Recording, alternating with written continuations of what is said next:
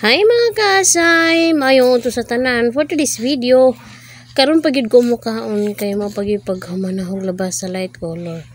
So ako lang sa gibilin ang dark mga itong mga kanang puwa. Awal mas lagi lain. Mo nang hingkaon sa ako kay unsan ray orasa. Malas dos na. Pero wala man sa kugot makay unsan po ko orasa gud na mahaw. Ug mo din yung sudan, mo ni gihatag ni mama. Nanguha sila ugutan ni mama gana sa ubos, pako, gabi og kamunggay. Human ila sad gi kuanan og buwad. Mo na paghatod ni mama nga ri wala ko kuno nagkaon kay naglabaw pa man ko. So gidali-dali lang sa naho kay abi manggod naho og moinit. Kaso way klaro ang panahon.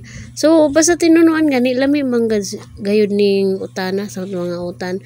Kaso sahay di ko mapasalig og ako magluto kay kana lagi ang pagkagod. Madadaan na lang ang pagbunot kaning pagkagod malisod. So ako pud gihungitan ning ahong bagso kay may na lang inig aho siya pakatugon medyo naka merienda na pud siya og luto.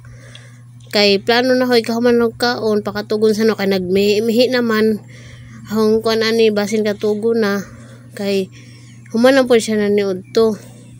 Inig katugan niya ang plano nga mamutang na sad ko og yuta sa honggi andam nga mga butanganan sa pechay. Kay ang pechay na ho daw ready naman gud siya itanom pero wala pa ko yuta. Ang yuta gud kay ako man gud gigamit og tanom sa kamatis, gigamit po nako ni siya sa taong kay kung magkubkub ko diri sa likod medyo lapok man gud ang yuta manahong gi butangan og mga pino nga yuta. So nagdali na ko kay para makatuog na po ning usa kay sige na lagi og bagutbot. Thank you for watching mga kaasay. God bless everyone. Bye.